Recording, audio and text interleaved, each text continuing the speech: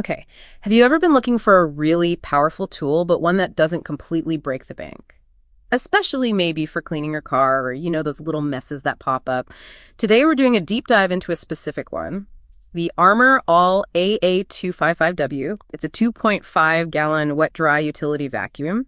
Our mission here is to really unpack this thing, look at its surprising strengths, where the real value is, but also its critical weaknesses.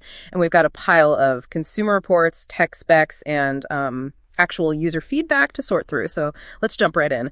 What's the absolute standout feature, the thing people consistently praise about this vacuum, especially given its, compact size? Yeah, it really does boil down to the motor. For such a small unit, that 2-peak HP motor is surprisingly powerful. Users almost always mention the strong suction. It really tackles debris that, other small vacs might just struggle with. Impressive for its size. Okay, beyond just the raw power, what else makes this thing stand out, especially for, value and versatility for someone listening? Well, I think what's really interesting is the accessory kit.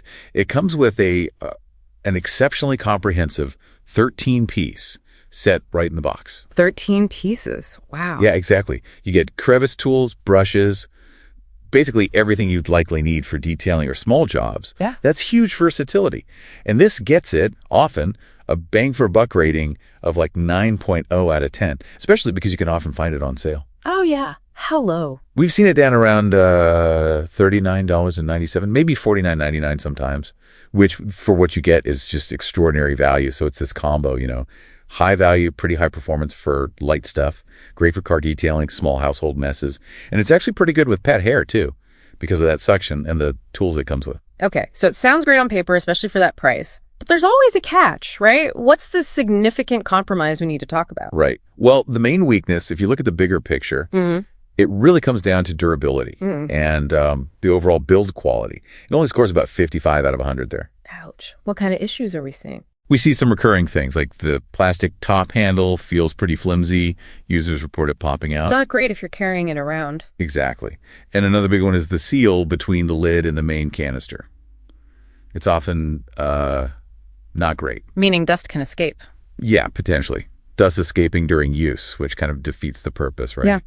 And we also see some reports of premature power failure. The motor just gives out sooner than expected for some people. It's a really clear trade-off, They put the money into that powerful motor, but maybe cut corners on the external bits, the chassis. Okay, that makes sense. Now, this Armor All branding, that's interesting too, is a well-known car care brand. How does the corporate side actually work here? It's actually a pretty common licensing model. So Yeah. Armor All, the brand, is owned by Energizer Holdings. We know them, right? Batteries and such. Right.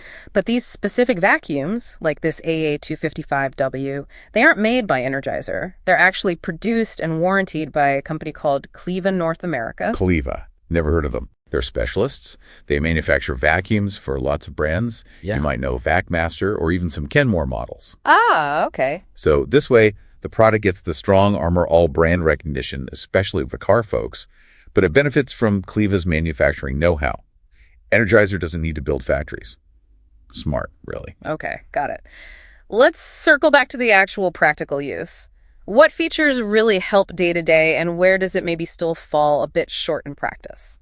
Well, the reach is decent. You get a 10-foot cord and a 6-foot hose, so that's, 16 feet total, plus the crevice tool is handy. And the blower function? Yeah, that 2-in-1 vacuum and blower feature is genuinely useful. Yeah. Good for clearing leaves off a porch or sawdust, maybe. But while it has attachments that can work on hard floors, it's definitely not designed like an upright for easy floor cleaning. It's kind of awkward for that. And emptying it, especially with that iffy seal you mentioned. Exactly. Emptying can be a bit clumsy. If that seal isn't perfect, it could get messy, particularly with fine dust. So this really brings up an important question. Who is this actually for? Yeah, who's the ideal buyer here? I'd say it's the car enthusiast, definitely. Or maybe a homeowner who needs something portable and powerful just for occasional smaller cleanups. Someone who really values that low initial cost and all those included accessories more than they value, say, super rugged, heavy-duty construction. So not for someone needing a primary shop vac for constant heavy use. Absolutely not. It's just not built for that kind of rugged, frequent workshop environment. It likely wouldn't hold up long-term under that kind of stress. Okay. So wrapping this up, what we have is, well, it's a bit of a powerhouse in terms of suction and accessories for the price.